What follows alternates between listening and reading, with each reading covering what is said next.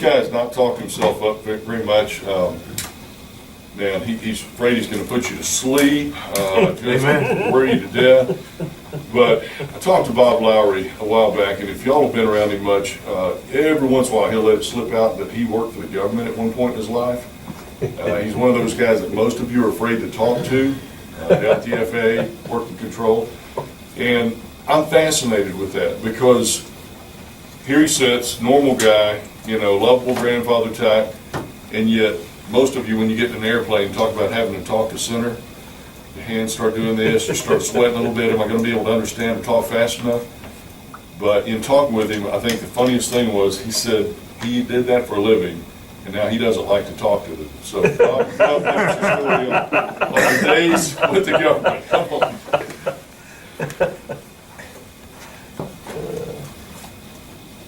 I'm from the government and I'm here to help, right? Did you believe that? I got some mountain territory in Florida, like I say. We'll say coach. Yeah, that's right. I guess to start with, I need to say a little bit about how I ended up where I did and how the FAA became what it became. I grew up here in Lufkin, graduated high school in 1965. Got my private license about 6 weeks after I graduated high school. Ended up in the military here in Vietnam. Was fortunate I didn't have to go out of the United States during my time. After I got out, I was looking for a job and trying to get a job with the FAA as an electronics technician. They wouldn't take application, and a friend of mine that worked in the flight service station said, hey, so they're taking applications for air traffic controller. And I said, well, I don't have any experience in that. And he said, doesn't matter. So long story short, I turned in the application, and in 1974 I was called to go to Houston Center.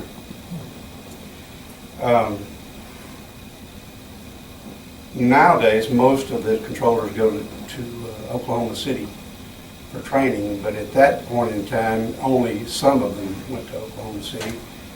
And I ended up getting all of my training there in Houston Center, so I never had to go anywhere else.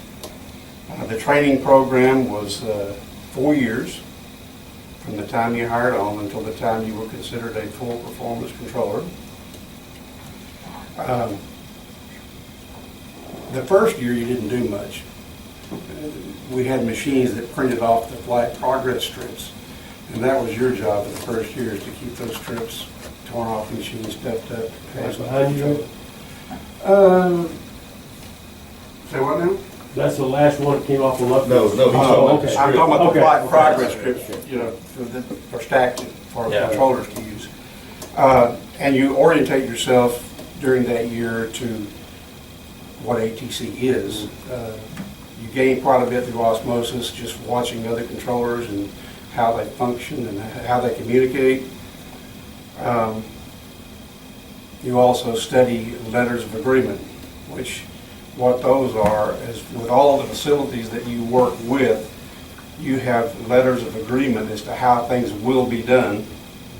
In other words, Houston Approach, they expect all of their arrivals to come in over certain fixes at certain altitudes and certain speeds, divided by the types of aircraft that are coming in over that fix. Well, that's all covered in a letter, and as long as you take airplanes in confirmation with those letters of agreement, you don't have to communicate with them at all. You just hand the airplane off to them at that altitude, switching is gone.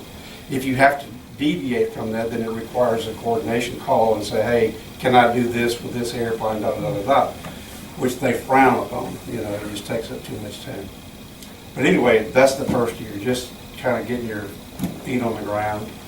And then you go into what I thought was the hardest part of the training program, what they call manual problems. And that's where you are given a series of traffic situations, just like you were working traffic with no radar. We still, to this day, work quite a bit at non-radar, but only at lower altitudes. But in these problems, there is no radar at any altitude. And you have to work your way through these airplanes and get them down into without running into each other. And that to me was the most difficult part, because you're doing it all right here. There's nothing to look at other than the flight progress strips. And so you have to build your three-dimensional image in your brain to make it work. After that, for the next year, after you complete that phase, you work on what is called the manual position. Each sector has 3 positions: the radar controller, the manual controller, and the assistant controller, and that's the guy carrying the strips. So for the next year, you work the manual positions. You talk to other controllers, you issue clearances through flight service to the airplanes at distant airports, and you coordinate with the radar controller. You look at the board and you identify potential traffic situations and bring them to his attention. Anytime you're working the manual side and there are 2 airplanes at the same altitude crossing each other within 10 minutes, even though they're going to be in radar, you put red W's on the strips to bring to his attention and watch these 2 because they're going to be a potential. So you're a coordinator and a facilitator for the next year. And then you start your radar training, which to me was the easiest part. You know, if you can separate these airplanes without the radar, surely you can do it with radar, you know. And completion of that training in a non-live situation in a lab, then you start receiving on-the-job training as a radar controller. And once you certify, you're still not an FPL. You are certified for what they call non-complex traffic situations. And there will only be certain sectors in your area that you will be allowed to work in. When they get busy, they'll probably pull you off and put somebody else in. But you do that for a year, and then you start taking tests for the complex, heavy traffic load situations. And at the end of the 4 years, if you have not flunked, which at the time I was in training beginning in 1974, about 50% of the people did not make it the full 4 years. Most of them went out in the manual problems that I talked about earlier. That's where the big cull took place. But that's the journey up to FPL, and then you're blessed with shift work and working midnights and all that kind of fun stuff. But now the FAA, how it got to be where it is, it all began in June of 1956 when an Eastern DC-7 and a TWA Constellation collided over Grand Canyon Airport. There was no national airspace system at that time. Neither of those airplanes was even on an IFR clearance at 21,000 feet when they collided. And when that happened, the public became uneasy with air traffic because they could see the potential, and the FAA says, we've got to do something to alleviate this problem. So they started what's, like I say, called the NAS, or National Airspace System, where everything above 18,000 feet is positive control.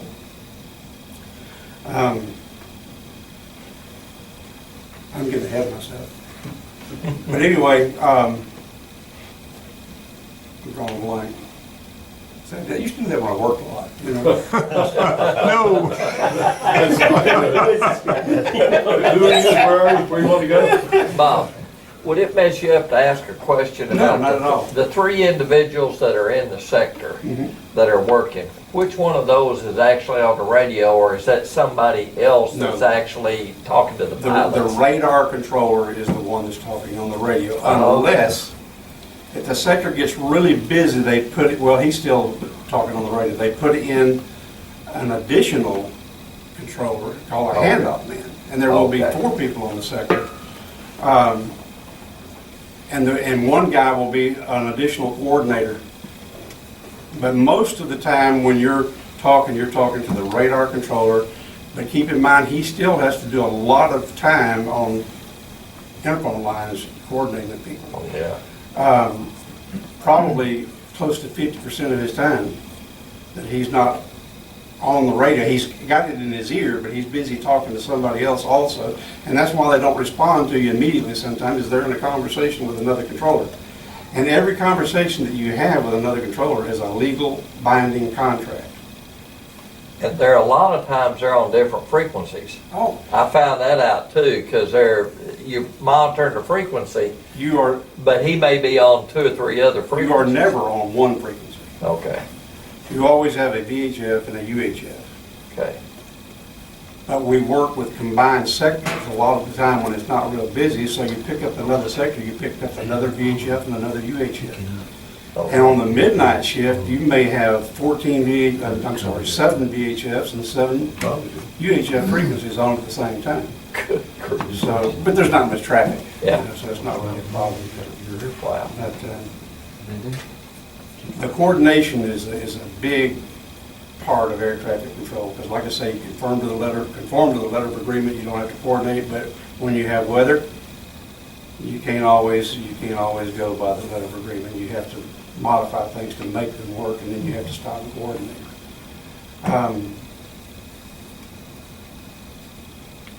A lot of funny things happen, but I won't get started telling that kind of stuff. We'll be here all day long. I have a lot of other stuff I was wanting to say, but Throw out one of those funny ones. I mean, what's some of the humorous things, I mean, with like GA pilots? I mean, obviously you've got professionals that deal well, with this every day. I like to think that I usually try to keep a professional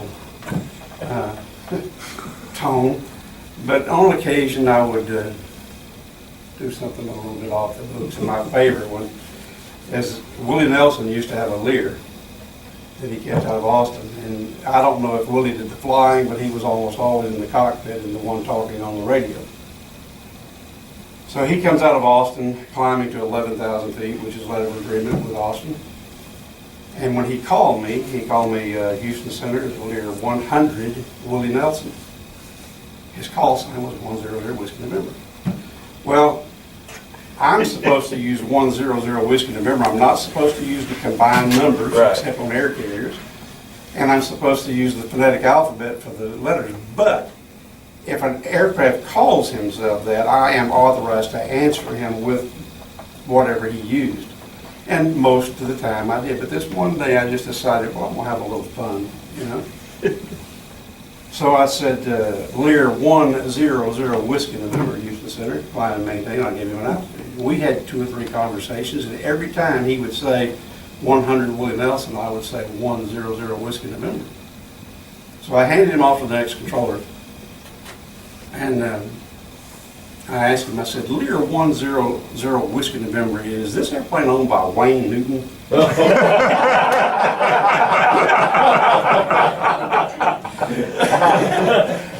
And the response? He just laughed. But I bet you to this day, if I walked up to Willie and said, do you remember what? I have a question. Did you ever hear the name Bill Book? I knew Bill. Okay. Okay. The story was that I heard, if he's going into Houston, he'd just ring a cowbell. Yeah, that may Have be you heard true. this story? That may be true, I don't know. The area that I worked was from Houston westbound, Austin, San Antonio, almost to Fort Stockton, Texas, where we butted up against Albuquerque. So I didn't work much with the Houston. Jerry Manning told me that. Yeah, I don't know if you know Jerry, but yeah, I know Jerry. he said like you going into hobby or something, he wouldn't report or nothing, he'd just key the mic and ring a cowbell. Jim Bob was with him when he did And that. then, yeah. Yeah. So Bob, how long did you work there? When was your last day? I worked there from February of '74 until December of 2004. Wow. So how much change took place in that? No, I'm sorry, no, not 2004, 1997. I retired in 1997, but I went back and worked in the training department for a few years. And so it was 2004 when I moved back here. But I know one thing I was wanting to tell you guys is how much the equipment has changed while I was there. When I first hired on, radar was strictly what we called narrowband radar. So we didn't have any digitized equipment whatsoever. The radar screens had to lay flat, and for each airplane you had what we call a shrimp boat, a piece of plastic about that long and that wide and that thick, and you would take a grease pencil, this is how technical it was, and write the call sign and the altitude on that piece of plastic and place it by the airplane. And then every update of the radar, you needed to go back and move all of those pieces of plastic to I'll keep help you if you sneezed. Oh, no. And the only form of positive identification that we had was the ident feature. Because all you got on your radar screen depending on which code he was on, you either got a single flash or a double flash, just little lines on the radar, and when he idented, the space between the two lines would light up. And that's why it used to, when you were talking to Senator, every time you change frequencies, ident, and you don't have that much anymore because of the narrowband radar. Came in about 1977 or 78, I can't remember. All I know is when I started manual training, we were using the old radar, but when I started radar training, the narrowband was in. Question, Jim? Yes, when you're looking at fabric-covered airplanes on the screen, Yeah. or is it more difficult to identify them as because they are fabric? When you look at the screen, it's either a target or it isn't. Okay? The fabric-covered airplane would be harder to pick up, but if the radar picks him up, it generates the target. You don't know that it was a light. Light sport or whatever. Anyway, when I started radar training, the narrowband radar was in.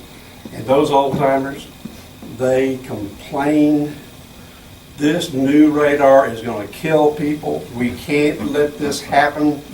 Blah, blah, blah. You know, and I'm listening to it and I'm thinking, what's their beef? You know, the new radar is going to be so much better.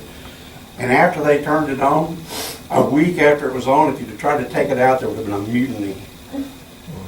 Because it was so much better. On each airplane, the computer follows the target for you, shows you exactly where he is, gives you the call sign.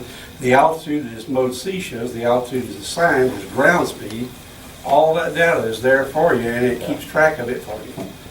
So that was a big improvement. The only time I had to work the broadband radar was shortly after I became a radar controller. If the narrowband radar went down, you had to convert back to the old radar, which I had to on a few occasions, and I didn't like it much. I was kind of glad to see it come I have back. a question. Your transponder has a unique ID. Mhm. Does that put an in number to your aircraft? For instance, if you call up requesting flight follow, Right. and he says, okay, squawk 6144. You dial in 6144. He has to ask the computer for the code. He doesn't just pick it up. He says, you can do a code request and a call sign, and it gives you a code. Okay. I give it to you, you put it in the transponder, and the first time the radar sees it, the data block goes, boom. And that puts And the it's in got the number call on the... sign. That's all it's got if you're VFR. Okay. And the mode C, because it doesn't know where you're going. You don't have an Right. assigned altitude, et cetera. Right. But when you get the discrete code assigned by the computer and it appears on the radar, that data block goes to that target. Okay. So, So every transponder that's how they fix it with a... yeah, and when you get ADSB out, you won't even have to do that. When you go flying, they pick you up and they know who you are. Because I have that happen now. You know what flight aware is. Yeah. I can go flying out here and not call anybody, and when I come back, I'm looking on flight aware and see where I went. So those days are coming. It's hard to buzz people now and get away with it. They know who you are. Were you involved, were you there when they had the strike? Yes, that was a dark day in the history of the FAA from which I don't think it ever recovered. It was 1980, or was it 81? It was 80. He was elected in '80, so it was probably early '81. It was in August, whether it was 80 or 81, I know it was in August. So, and why that came about, I'll never know. Why someone who has probably one of the best jobs in this country would risk going on strike against the government. And what you may not realize is when you go to work for the government, you sign a written oath that you will not go on strike, and you take a verbal oath that you will not go on strike. And for me, that's what it boiled down to. I said I would not go on strike, and I would not go. But we lost about 80% of the air traffic controllers in this country. And if you would have told me that that would have happened, I didn't believe it would ever happen. This is getting a little more aimed at me than it is ATC, but I'll tell about it anyway. A real good friend of mine who was going to go on strike we were talking about a week before the strike, and he said that he thought that was the most difficult decision he'd ever made, to go on strike against the government. I said, well, George, I said, I think my decision is more difficult than yours. He said, how do you see that? And I said, well, this is what I believe, and I still, to this day, don't see how it came out differently, but I said, what I think is going to happen is you guys are not going to go on strike unless you have 80% participation nationwide. Didn't have to be 80% every facility, but nationwide there had to be 80%, or they were not going to go. I said, the government is not going to fire 80% of the air traffic controllers. I said, so you guys are going to go out and you're going to walk a picket line for a day or two, and if it really gets nasty, you'll be out there 2 weeks. You're going to come back to work. I said, and what's going to happen to those of us who didn't go to work?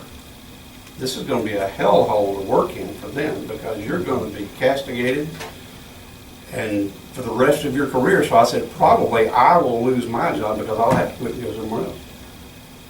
As it turned out, Reagan fired him. So there were a few that came back over the years, but not many. The only ones that they didn't fire, there were some of the guys that were on leave, and even though their leave was technically canceled, they didn't come back to work. But the government said, if there's any chance we're going to lose a court case and allow somebody to come back, would rather not fire them, just let them come back to work and not take the chance on losing it in court. So there were a few that went on strike that came back. Matter of fact, some of them made it into supervision, but that's another story.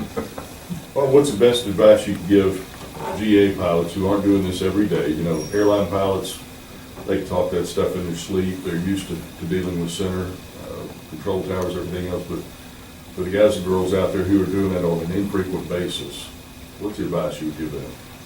Well, it's hard for me to give advice against my private practices, but I do recommend that you call for flight following. It's a great service. They're not out to get you. Matter of fact, you can mess up and they're not going to turn you in unless you really cause a problem, you know. If you nearly run over Air Force One, you're probably going to get ridden up, you know. But they're just everyday people. And I've seen so many pilots mess up and do things that they should have known better. Nobody ever gets notified. So don't be afraid that you're going to do something you're not expected to do and get called on the carpet for it. But it's a valuable service, but if you do call for flight following, don't give up your out of the cockpit observation, because it's not a guarantee that they're going to issue all the traffic to you. Odds are they will issue all of it, but it's not a guarantee. Bob, I tell people, I said the magic words that I've had with air traffic control is when they ask you, what is your request? Or if you're talking to them, you say, what's easiest for you? Mm-hmm. Okay, every time I had an instance where before 9/11 I went down to Orlando. My daughter was at Disney World, and I wanted to fly over Disney World. Mm-hmm. And you know, I called them. I said, "Is that possible?" They said, "Sure." It says, "What altitude would you like to have?" I said, "What's easiest for you?" Mm-hmm. And once I said that, I mean, they bent over backwards trying to make sure that I got, you know, the experience that they thought was best for me. And but if you go in there and start demanding, I want to do this and this and this, it's a different story. I'll give an example of how much you probably have to mess up before you would ever be called on the carpet by the FAA. There was this one pilot that was on a flight from Houston to Austin, got to industry and was supposed to go Victor 76 to Austin. And he turned Victor 212 or whatever. It's been a long time. It's been 20 years since I retired. But he went to the airway that goes to San Antonio, which put him in a different sector. Okay? Did he get turned in? No. He got vectored back to the airway and went on by his way. About 2 days later, same airplane. I forgot what he did that day. Anyway, he did something else that you would think, might have gotten that person called on the carpet. No.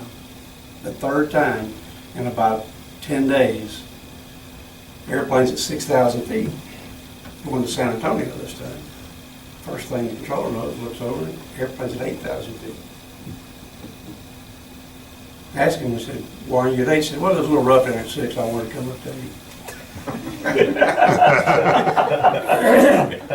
8. So, they're talking about that, and somebody else said, well, that's the same plane, and they put all three of these incidents together in about a 10-day time period and said, something has got to be done about this pilot. This pilot does not need to be in the IFR system.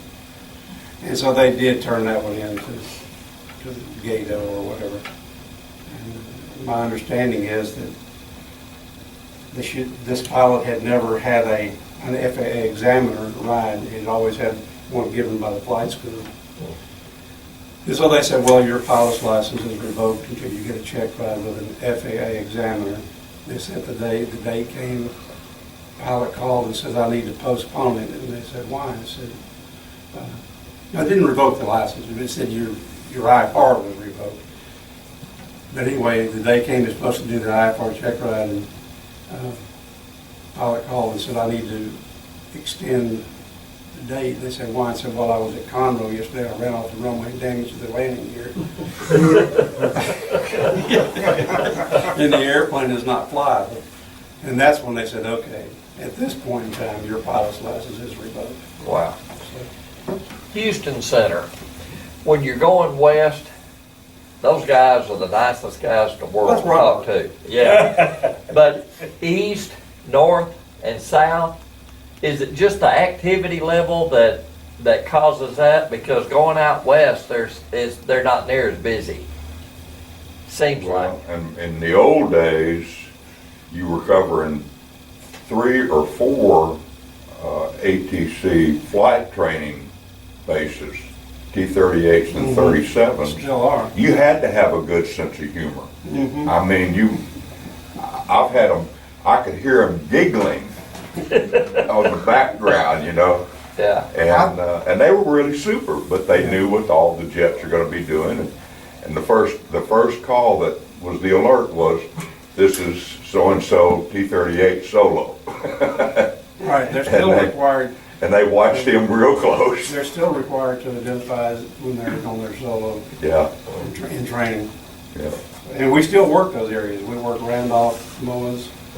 We work the Laughlin MOAs. Well, actually, Del Rio Coach works most of that. But we have the Brady MOA out northwest of Atlanta. Well, I got one out of Big Spring on a night solo cross country in a T-37 and got just totally screwed up. Moonless night. And he called me, he said, do you know where you're going? And I said, well, this is where I want to go, but I can't find it. He said, well, and he went through, he said, now look at your VOR and see where it's pointing. Ah, I got it. Well, I'm going northeast. I was 180 degrees off to go back to Big Spring. And they got a laugh out of that one too, you know, I'm sure. I guess the funniest thing I ever heard said on the radio, this one controller who was not one of our stellar controllers was working one day, and he got a little bit behind. And it's normal when you get behind to get tunnel vision. You know, you zero in on the area that's giving you the most problem, and you kind of turn out the other areas. And there was a King Air on the frequency that was wanting to deviate around weather. And he kept calling the radar controller, and he just ignored him, you know. He called him about 3 or 4 times, and he was very careful not to step on somebody else, you know, and he kept calling him, and he kept being ignored. And finally, this guy that was working the radar, whom was not one of my friends, but he says, aircraft calling the center, just shut up.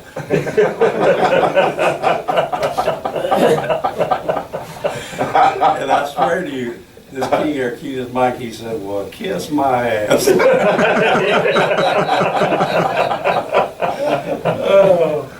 Oh, brother. Well, coming in from the west, those guys sometimes will just want to talk. And you Yeah. don't ever get that hardly from center.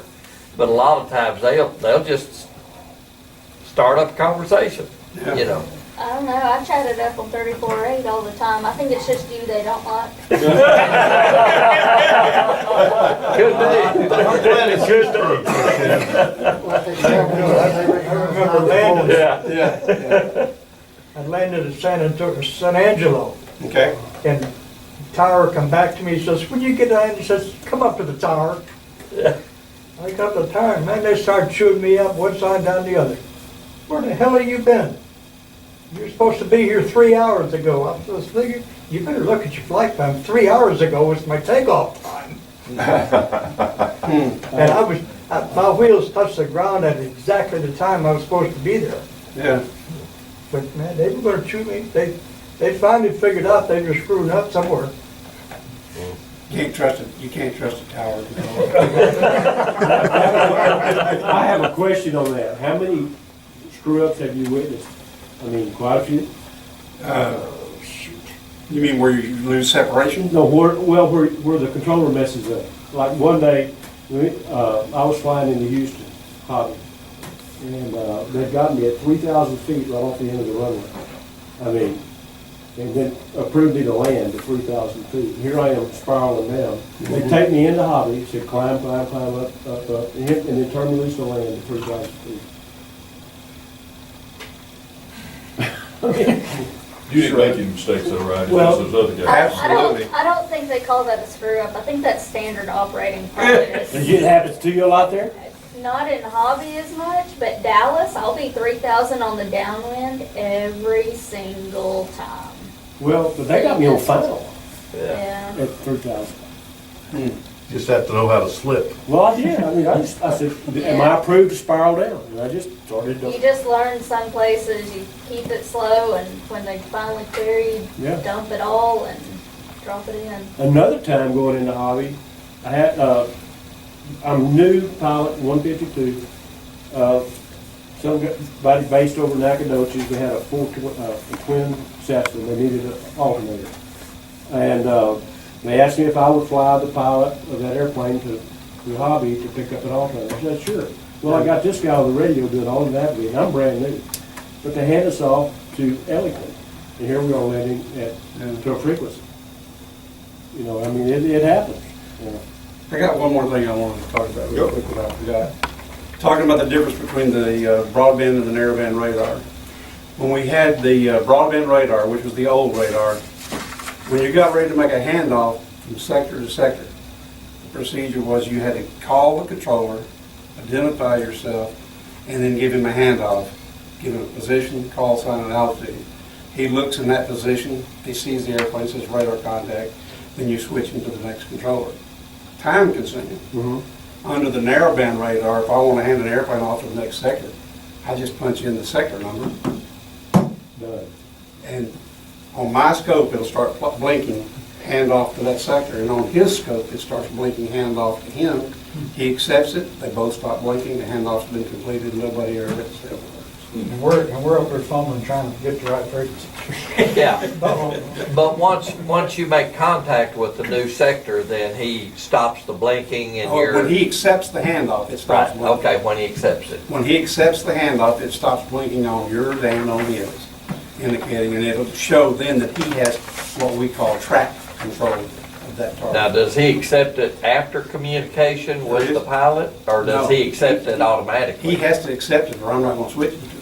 If he Okay, doesn't accept the handoff, I'm gonna turn the airplane around, because I can't put the airplane in his airspace without him accepting the handoff. so the new sector knows you're there and knows what kind of aircraft and everything, whether you make contact with them The or not? flight progress strips, I didn't go into that far enough, I guess. Each time you file a flight plan, the computer generates strips for the whole flight. It doesn't do them all at one time, but it Okay. stays Oh, I ahead, see. you know. And each controller in his board, under all the various areas of the sector, will have a strip for all the airplanes that are coming his way. So he's expecting that airplane. And when he sees it flashing to him, he takes the hand off, puts an R on the strip, And another thing I wanted to say is the way they communicate back and forth with each other is through use of the strip markings.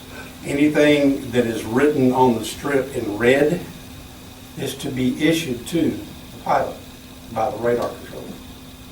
Anything circled in red means it's to be issued and it has been coordinated to the next controller. He knows that's what's going to happen. So you're talking to each other even, without ever saying a word about what marks you put on the strip. So what was your, so if that happens and you don't, and the pilot doesn't get handed off, and you get back, what was your responsibility then? Turn around?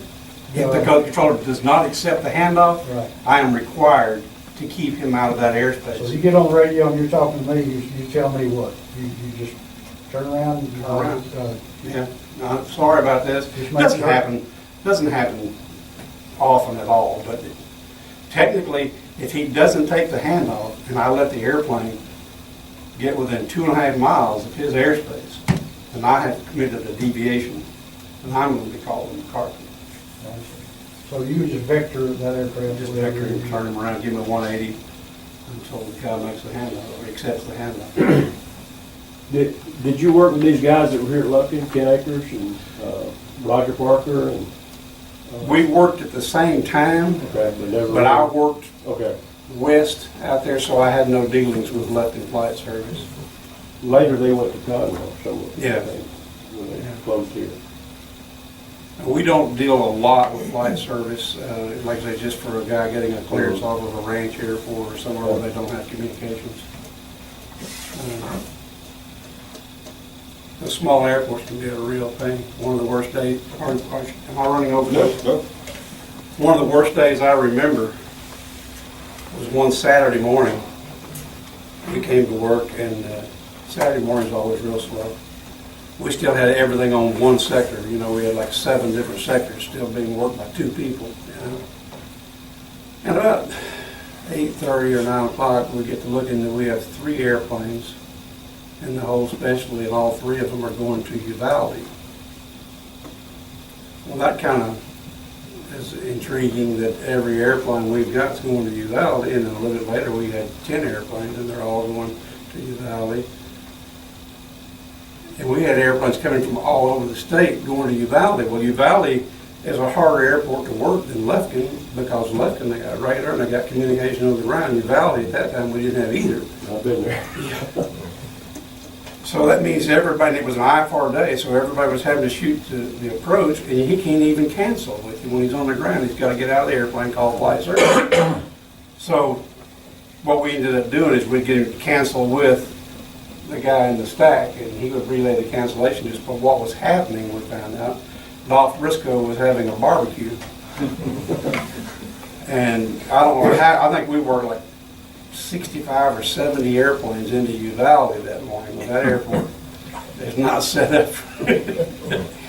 But it was a very eventful day. What about 9/11? In 9/11, I was already retired and working in the training department, so I did not get involved. I just know in pretty short order, the order came out to get all aircraft on the ground, and that's what they did. But, That year I didn't go to Alaska, but I had a lot of my friends on that day. We had a 40-mile air, had a lot of people out at hunting places, remote places. yeah. And they shut down everything. And these guys had been out there for days and days trying to get reprieved. Mhm. But yet they're stuck in the, with moose Dove and hunters, this and that. yeah, and Alaska. Yep. Big problem. Used to be a big day in Texas too, the Friday before opening day of Deer City. If I'm flying the FR and I'm staying close to Lufkin and I'm squawking the standard code, I've got my transponder set to altitude. Do I show up on the radar? You will show up without a data block. But your target, if you're squawking 1200, instead of being a little bit a slanted line, it will be a V. The actual target for your airplane will be a V, and beside it, the mode C altitude.